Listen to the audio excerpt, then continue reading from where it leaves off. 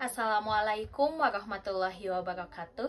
Bismillah walhamdulillah. Assalatu wassalamu ala rasulillah wa ala alihi wa sahbihi wa mallah.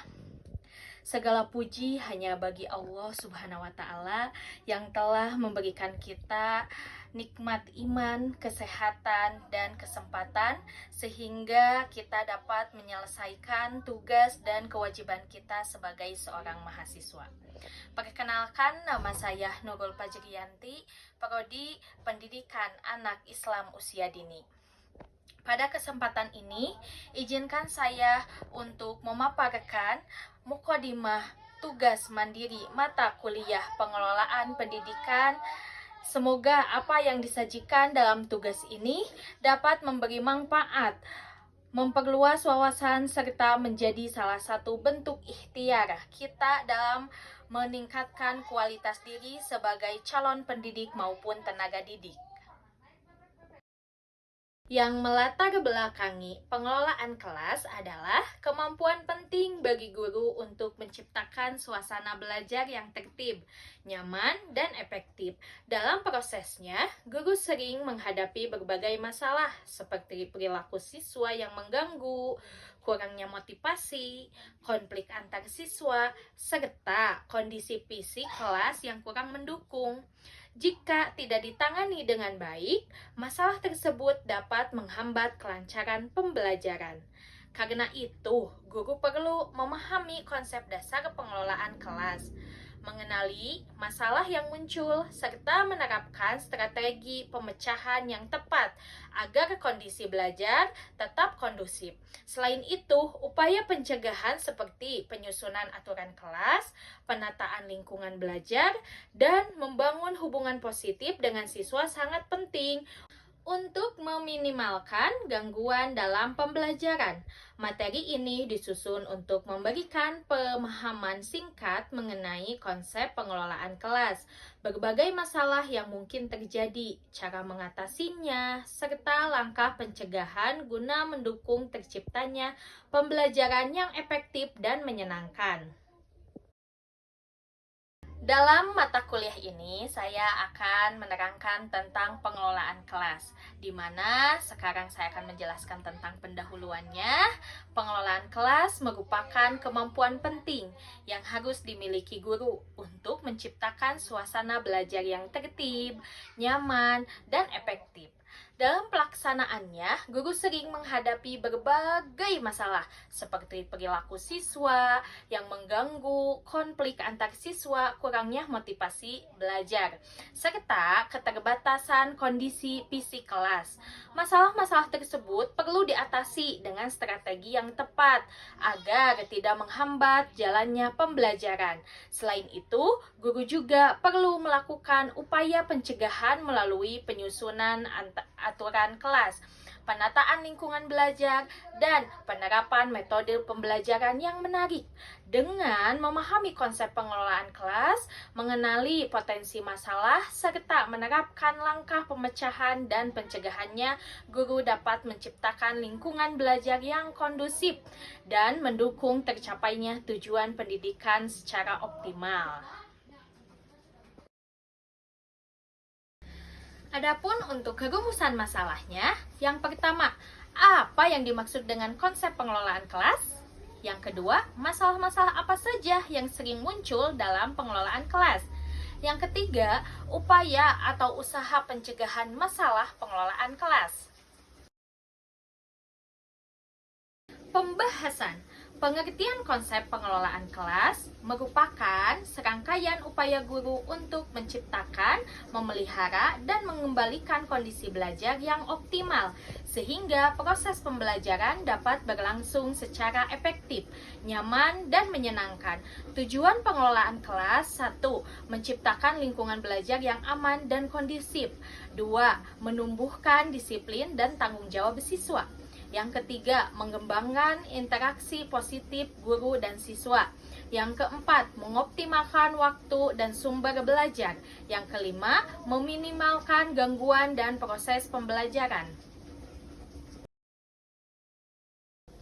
Nah, untuk masalah-masalah yang sering muncul dalam pengelolaan kelas, satu, masalah perilaku siswa, di mana siswa sering ribut, tidak memperhatikan guru, sering mengganggu teman, ada juga yang tidak disiplin atau tidak mengikuti aturan keras. Yang kedua, masalah interaksi sosial, konflik antara siswa atau antar kelompok.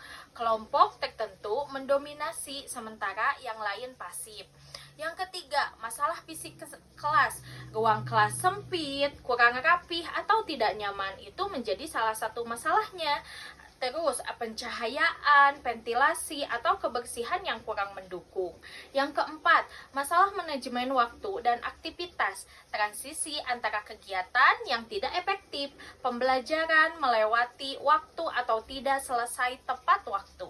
Yang kelima, masalah profesional guru. Guru kurang menguasai kelas atau kurang tegas. Metode pembelajaran monoton sehingga siswa bosan.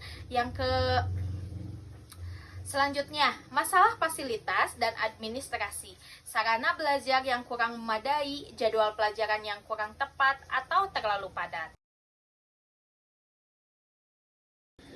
Strategi atau pemecahan masalahnya, yang pertama, memberikan teguran halus dan isyarat nonverbal. Guru dapat menggunakan kontak mata, mendekati siswa, atau memberikan kode sederhana tanpa menghentikan pembelajaran. Yang kedua, memberi peringatan verbal yang jelas dan tegas, menyampaikan aturan secara baik, dan mengingatkan siswa mengenai kesepakatan kelas tanpa memarahi. Yang ketiga, meningkatkan komunikasi dan hubungan antara guru dan siswa, membangun rasa saling percaya, empati, dan keterbukaan agar siswa lebih mudah diarahkan. Yang keempat, memberikan penguatan positif, memberikan pujian, poin, atau reward kepada siswa yang menunjukkan perilaku baik agar menjadi contoh bagi yang lain. Yang selanjutnya, menyusun aturan dan rutinitas yang konsisten. Aturan kelas yang dibuat bersama dan diterapkan secara konsisten akan mengurangi munculnya gangguan. Usaha pencegahan masalah pengelolaan kelas. Pencegahan dilakukan untuk mengurangi munculnya masalah sejak awal. Yang pertama, kita membangun hubungan positif, menunjukkan empati dan perhatian kepada siswa. Yang kedua, menyusun aturan bersama, membuat kesepakatan kelas, konsisten, dan penerapannya. Jadi, sebelum kita mulai belajar, kita harus ada kesepakatan antara guru dan siswa. Apabila anak-anak tidak menuruti dalam aturan atau tidak tertib saat di kelas, nah, biarkan siswanya sendiri yang memberikan mau hukuman apa nih yang tidak ikut aturan. Contohnya seperti itu. Terus yang ketiga, variasi dalam pembelajaran, menggunakan metode aktif, diskusi, bermain peran, proyek, atau menyediakan aktivitas berbeda sesuai gaya belajar. Yang keempat, penataan ruang yang menarik, warna yang cerah, poster edukasi, sudut baca, atau area eksplorasi. Adapun untuk kesimpulannya, pengelolaan kelas adalah kemampuan penting bagi guru untuk menciptakan lingkungan belajar yang positif dengan memahami konsep dasar, mengenali masalah, dan menerapkan strategi pemecahan serta pencegahan pembelajaran dapat berlangsung lebih efektif, tertib, dan menyenangkan. Demikian pemaparan saya mengenai pengelolaan kelas melalui strategi yang tepat, pemahaman terhadap karakter peserta didik, serta kemampuan guru dalam menciptakan lingkungan belajar yang positif. Kita dapat membangun suasana kelas yang kondusif dan efektif. Semoga materi ini dapat memberikan wawasan baru dan bermanfaat bagi kita semua dalam meningkatkan kualitas pembelajaran.